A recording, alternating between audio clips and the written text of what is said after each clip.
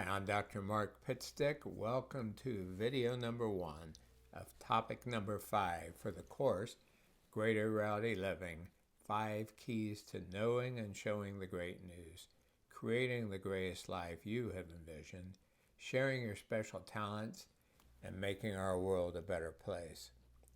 This topic is entitled Vitalize and Balance Yourself Holistically. Now, for optimal benefit with this course, please watch videos for topics number 1 through 4 first before watching this one. Now, we've talked about what we just named in the subtitle, those lofty goals, and they're quite practical and obtainable goals.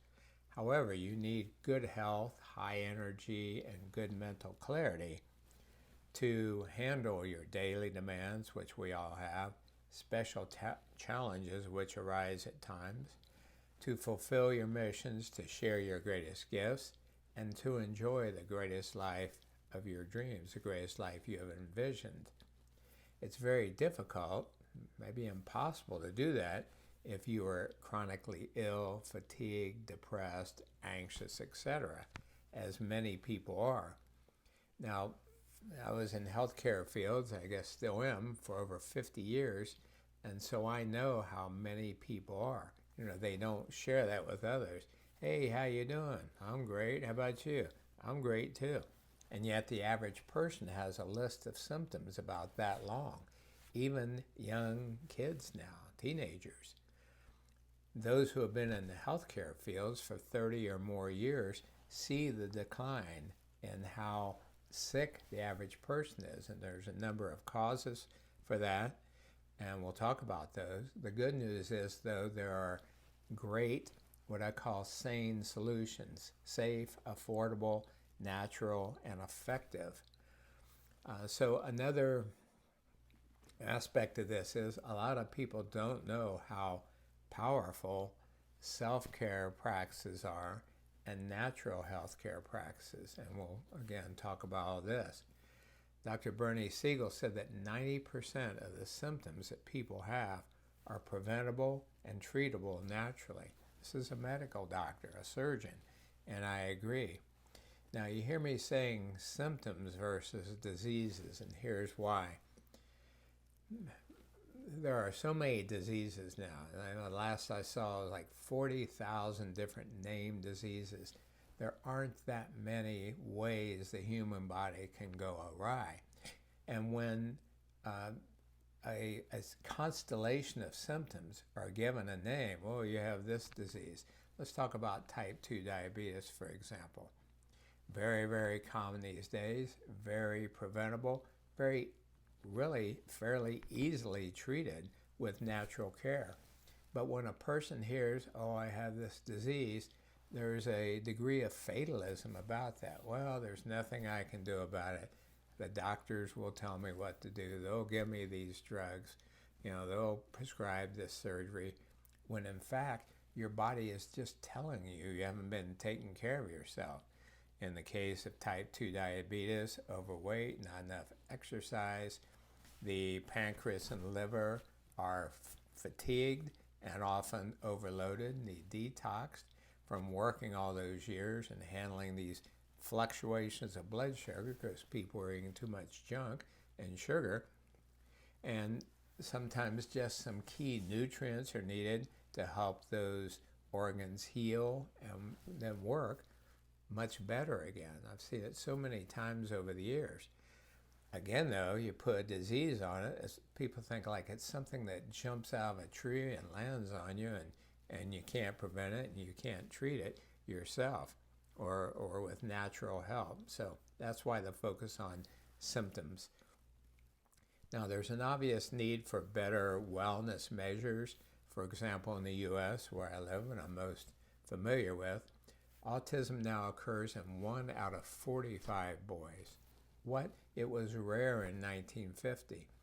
And even the Centers for Disease Control, which are influenced by big corporations, big money interests, say that there's been a 3-fold increase in autism in the last 20 years. There are Alzheimer's centers in many medium-sized cities. I'm 71 years old now. When I was a kid, I was around a lot of old and older people in my neighborhood, in my church. There was one guy I remember that was kind of out of his head, and then my mom said, well, just gotta steer clear of him. He's not in his right head. And now we have these huge Alzheimer's centers because so many people have mental forgetfulness, confusion, etc. What There are common causes for that, and they can be prevented and reversed. Prescription drugs are routinely prescribed for hyperactive kids when no other treatment has been recommended or tried. I've seen this many times in practice. What's worse, these drugs have side effects of, for example, heart attack, stroke, and even death. And again, they're given for children, so I can't think of a case where the parents and the child followed the program for ADD, ADHD, where the kids didn't get better.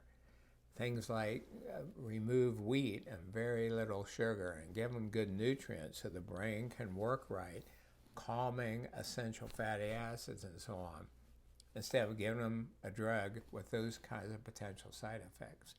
Is anyone thinking for themselves out there? Luckily some people are, but we need more. There are hundreds of autoimmune, quote, diseases now, really constellation of symptoms. Back when I started in the healthcare fields, there were 3: rheumatoid arthritis, lupus, and Hashimoto's syndrome, the latter 2 being associated with the thyroid. So almost new, quote, autoimmune diseases are named every month or year. Again, it's just the body reacting and having these symptoms. Nearly 70% of American adults are obese. Mass murders occur so often that people are almost numb to them. We've mentioned suicide is now the number 2 cause of death in youth from age 15 to 34. Drug and alcohol addiction have skyrocketed in youth. And again, because you're watching this, it's quite likely that you're a more advanced soul. You have more evolved energies. Well, more evolved people can feel the pain and suffering. They're often sensitive. Empathic is another way to put it. So they can feel the pain and suffering of others. They're impacted by that. Hopefully they learn how to shield it, not take it on, and then they're better able to help others. Now, some of the common causes of these symptoms I mentioned illustrate that the problems can be addressed. So don't be discouraged or feel hopeless about these causes, because they are very widespread. First of all, deterioration of the topsoil, resulting in nutritional deficiencies. If nutrients, vitamins, minerals, good bacteria, and so on, are not in the topsoil, then it can't be in the food, so we don't get it. And that's one reason it's so important to eat organic food or beyond organic. Yes, it's more expensive. However, it tastes better. It's much more healthy for you. And guess what? It doesn't have chemicals, heavy chemicals, pesticides, and herbicides sprayed on it. Another factor, control of the food supply by agribusiness, which is, the last time I checked, a $5 trillion year business in U.S. So guess what? They can control the lobbyists who control the politicians, not leaders, but politicians, and that shapes then government policies. So many small farmers have been forced out of business by these big agricultural companies, and the food they're providing is junk, and it's killing people, and it's hurting people. And this is a big reason why so many people are sick. And then they think they need drugs or surgery, and it's like everybody wins in this big business thing except people, and especially impacting the children. Junk foods and fast foods affect the brain and set up addiction. Since sugar, artificial sugars, and chemicals are stimulants, neurosurgeon Russell Blaylock, MD, calls them neuroexcitants and neurotoxins. So again, we're talking about sugars, artificial sugars, chemicals added to junk food. Doctors Michael and Mary Eades, MD, said that white flour and white sugar are addictive in a similar way to cocaine and heroin. Again, a big clue to why so many kids are now addicted to stimulants, whether it's games, whether it's junk food, and then look at the results of what's happening. Excess vaccinations, I'm not going to get into this a whole lot because it's such an emotional topic. I'll say that, yeah, some vaccinations might be a good thing, but right now standards are that kids should receive 100 vaccinations by the time they go to college. Really? I mean, has this gotten out of control? Big money. And keep in mind that many of these vaccinations contain mercury, formaldehyde, dead or weakened bacteria and viruses injected into the body past the natural defense mechanisms. Again, no doubt in my mind, a major reason why there are so many health problems right now, especially among young people. It's causing what Mark Hyman called broken brains. And then what's it result in? Trying to self-medicate, wanting to die, addiction, etc. Polypharmacy issues. So this refers to there are so many people now, they're on so many medications that some doctors attend conferences to try to learn how to get people off medications. I often in my practice would have patients come in who are on 5, 10, even 15 medications. My own mom was this way. She was on 15 different medications near the end of her life. She knew about natural health care, of course, from me. Both she and my dad, they said, Mark, we know you're right. We know we should exercise and eat healthily and meditate and all that, but we're just not going to do it. We're not disciplined enough. And so they were overweight and had all these health problems. And anyway, it's frustrating. If you hear the frustration in my voice, now you understand why. So more is not better with all of these drugs. Drugs are prescribed when natural approaches can often help, and this leads to all kinds of problems. For example, the opioid pandemic and antibiotic-resistant microorganisms, which lead to things like flesh-eating bacteria. Again, what's it going to take to wake enough people up so that we make a change? And of course, the first step is change for yourself and for your loved ones. And then as more and more people do that, the rest of people hopefully get it. There's a lot of people don't know about self-care practices, as we mentioned, and natural health care, which we'll mention. Another cause of so many symptoms and health problems are excess stimulation. Violent images on TV and video games, pornographic. Of course, it's stimulating, exciting to young people, but their brains aren't even fully developed yet, and they can't handle it. They can't set down the phone or the computer or whatever. So what I just described explains why there are so many physical and mental symptoms. And again, those can all be addressed, but a lot of people don't know about these core causes, so they don't know how to address them.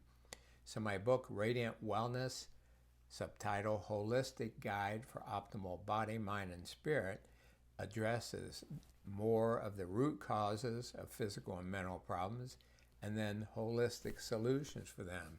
And also in the PDF that accompanies this course, there are websites listed of some of the top integrative physicians, people I've learned from over the years. Now, to be clear, orthodox medical treatment, drugs and surgery are needed for crises, for emergencies, for people who are medically damaged. In other words, natural approaches are just too little, too late for them. I mean, things like a compound fracture, a twisted bowel, a ruptured appendix, and so on. Yeah, drugs and surgery needed. But for the great number of healthcare problems people have, natural methods are superior, much safer, less expensive, more effective. Now, I've been blessed to have some medical doctor friends, both MDs and DOs, who tell me what it's like in practice. There is pressure on them by their superiors, by the hospital administrators, to diagnose drugs, to order expensive tests, MRIs and CAT scans, and to hospitalize patients. And when they don't meet certain criteria, then they lose some of their staff privileges. So again, the last time I checked, the healthcare industry, $3.5 to $4 trillion per year. So it's a big business. So of course there's pressure on them to order these big ticket items. Think of the overhead of these medical complexes and what they have to bring in just to break even. But those huge complexes can be used for natural healing, education, and so on. So they can be used in a different way. So these friends of mine, all of them really, transferred then into holistic healthcare, using things like acupuncture, nutrition, working with chiropractors, chelation therapy, etc., essential oil therapy, and other approaches that are very powerful and don't have the side effects of cutting out organs or being given drugs. So it's grim. And again, if you've not worked in hospitals, if you've not had this sort of thing in your life, you don't realize how big the problem is. When I worked at a hospital in 1977, I was a part-time respiratory therapist going through theology school, and there was a code 4 called. So I raced up there, to try to be part of the team to try to save the person, and to my shock, saw that the patient was a 90-year-old man. He had one arm and one leg missing. When I heard his history, he had heart failure, kidney failure, and liver failure, and he had metastatic cancer. And yet they're doing a full-out code on this guy, shocking him and chest compression and all that. And I said to the head resident, "Why are we coding this guy?" And he said, "This is a teaching hospital. It's a tough place to die. We need patients to practice on." Wow, imagine that. I mean, you say, "Well, Mark, that was a long time ago. It was almost 50 years ago." Well, more recently, I have a friend whose mom was 90 years old. She had multiple organ failure. She made clear in her living will she did not want extraordinary measures done. And yet the doctors were yelling at the family members when they said, "Our mom does not want to have a colostomy, for example. She doesn't want to be saved. She's ready to move on." They were yelling at the family and saying, "Well, we were trained to save people, not let them die." I mean, no guilt trip there, right? So again, this shows, partly how the training is, because with the lack of knowledge about life continues after bodily death, doctors and healthcare providers may see death as an enemy instead of just a gateway to the next phase of life. And then also don't forget the pressure on them by the higher-ups to make money. It's a real thing. And if you don't know it, then you're being naive and you're going to be affected by it.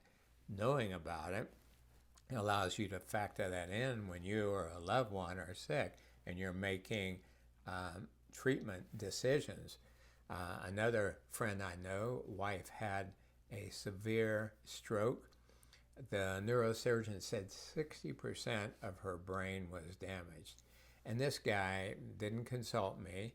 I mean, we're just kind of acquaintances. And so asked the neurosurgeon, "Well, what do you think I should do? Should she have surgery? Should we do something to try to make her live?" And the surgeon said, "Well, that's your decision." Well, this guy doesn't know what to do, so you're going to trust the doctor. They did surgery. She didn't die, but now 6 years later, she's paralyzed. She can't do much at all. She needs total care, be fed and clean up, have to go into the bathroom and bathe. And she's not that old, 60 years old. So is that living really? Is that dignity? Or is that about, somebody made a whole lot of money plus all the post-care and so on? So it's an emotional topic, kind of like vaccinations, but I think that people deserve to be informed, know the big picture of life, and then they can make the decisions when tough situations happen like that. Deepak Chopra, MD, said about 80% of all drugs we use in Western medicine are optional or of marginal benefit.